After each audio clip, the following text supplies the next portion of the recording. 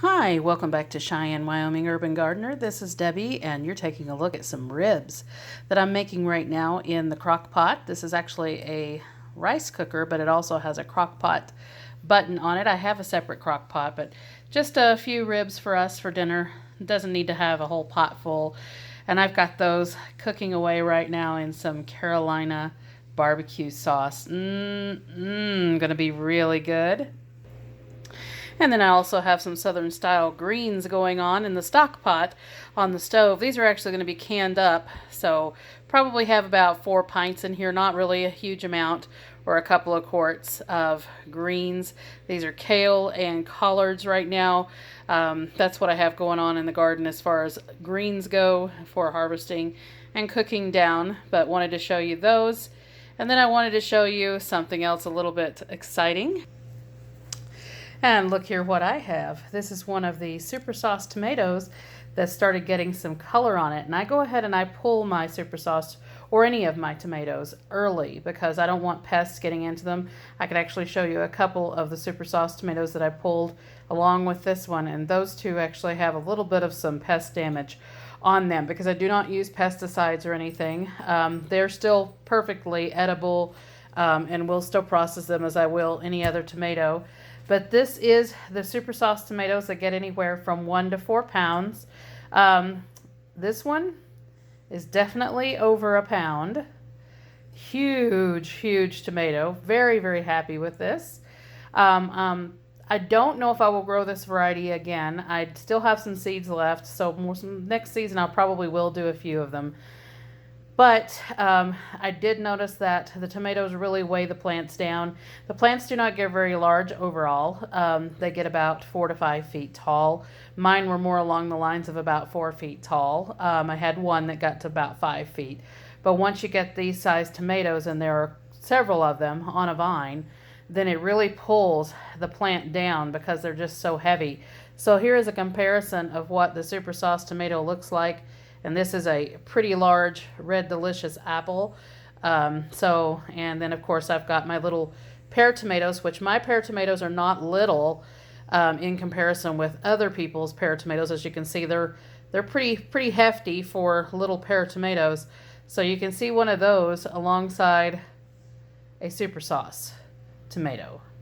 So it kind of looks like comparing a hummingbird to a Great Dane. These things are big. Very big, and this is one of the smaller ones on the plants. So very big tomatoes, 1 to 4 pounds. I have a couple of them that are definitely going to go over 2 pounds. They may even be at the 3 to 4 pound mark, but definitely a nice tomato. Still has the Roma size and is based on aroma. And then I think they're crossing them with the super steak or beef steak tomatoes. So anyway, you can see here, really nice plants. Really nice tomato, and it is getting some color on it. You can see the color coming around the top, a little bit of some oranging there, and it'll be red in just a few days with it being pulled off the vine. So I go ahead and I pull these and I put them in the windowsill to go ahead and finish out ripening. But with these size tomatoes, I'm going to run out of windowsills pretty quickly, honestly, and even in this big house. But definitely a very nice size tomato, and quite happy with it. It'll only take few of these to equal out a quart jar, I'm sure, or even maybe a couple of them. So definitely getting into the canning process right now. Of course, I still have the peach jam. I've just left it sitting on the counter right now. I haven't gotten it down to the pantry as yet, but it has definitely went into a jam-like status now. You can see here just a little bit of some movement in the jar. So, lovely peach jam. My daughter actually canned these. She was the one that suggested peaches. I'm not really too much of a fan of peaches. I guess I just had them so much when I was growing up. But I'm not really a huge fan of peaches. I'm definitely more of a pear or apple type of girl. So, she wanted peach jam, so she made the peach jam. I showed her how to make it with the ball canning book. And that's all she used was that preserving book. So, I'm going to be doing some apples. That's why I have the Red Delicious here. I'm definitely going to be processing some apples for my caramel apple pie filling. And I just picked up like a couple of bags of marked down apples at the store because finding apples here at a produce stand or anything is kind of difficult. Usually at the produce stands or farmer's market, like I went to the farmer's market on Saturday, you find more of the root crops like kohlrabi and cabbage and stuff like that. These are all things I'm already growing, so I don't need those. So I just picked up some apples at the store. I'm going to process those down for some apple pie filling. It's going to be caramel apple pie filling. I've made it in the past. You have quite a lot of spices in it in comparison with regular apple pie filling. So there's definitely more cinnamon in there, and there's even ginger and nutmeg and stuff like that. So I'm going to get that processed down, get those into jars. It'll probably be maybe 8 pints or something like that, or 4 quarts of this apple pie filling. And then I still have the 10 pounds of cherries and 10 pounds of strawberries. They will keep for a little bit. The strawberries probably not so much. I need to get those processed ASAP, and I was planning on doing that today as well. So that's going on right now in the kitchen, but definitely had these super sauce getting some color on them, the tomatoes, so I went ahead and climbed into the garden and got those out because I definitely don't want any pests on them. And now let me show you the pest damage that's on the other 2 super sauce tomatoes. All right, and there you have it. There is the pest damage. I'm not real sure if this was pests or if it was something else, but you can see the hole there. It does not go all the way through, and I'm not seeing really any entrance into the tomato itself of that. So, and this one as well, it looks like that something went through it and then out the other side.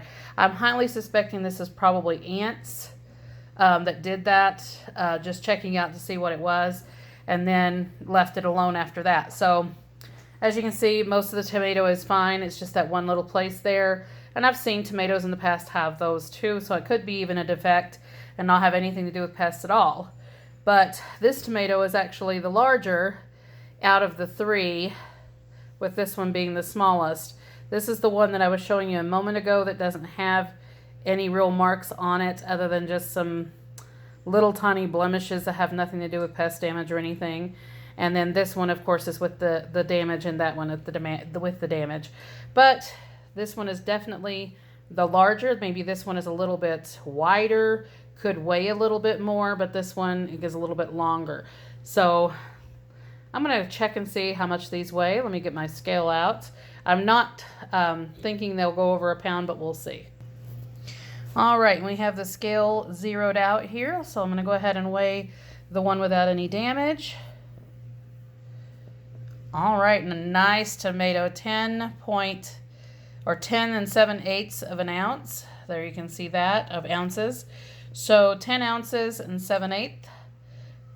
Very, very nice tomato. So not quite over a pound. Let's see what that larger one is. And this was the longer one. And 10 3/4. So very nice tomatoes. Not over a pound, but definitely nice large tomatoes. And here is the small one. And that one's 8 1/4. So compared to, say, my Black Prince tomatoes, the Black Prince tomatoes typically get about 8 ounces, then these are definitely much larger than that. And like I said, most of my tomatoes out there, most of the super sauce tomatoes are bigger than these. These are the smaller ones, and for some reason, they started getting ripe quicker than the other ones did. So these are the smaller of the tomatoes, and I have my largest out there.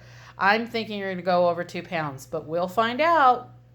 Just keep tuned and keep checking in on the videos, and I'll let you know what those turn out to. But I'm going to wait until I get a little bit of color on them because they're still completely green, which means they're still growing. So it's untelling what those 2 are going to turn out to be. And it's 2 particular tomatoes that are probably double the size of these. And I mean, they're well more than 2 of my hands put together, or both my hands put together. So definitely going to be larger than that. So we will find out. So anyway, let's head on out to the garden for a moment. And you can tell it's definitely getting towards fall. If you look over there at the green downspout on the house, there are just loads of yellow jackets that are checking out the little bit of water, because when I spray the garden, the water just kind of pulls up in there because it is tilted back instead of tilted forward how it should be.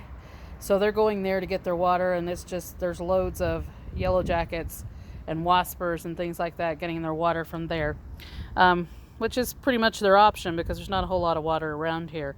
Anyway, it's really hot today. We're looking at temperatures close to 90, and you can definitely tell, but I have gotten some really big rutabagas that are going on now here in the garden. I didn't know whether they were going to do anything, and well, they're proving a little bit different. And this is in daylight. You can see that rutabaga down in there. Is well over the size of my hand at this point.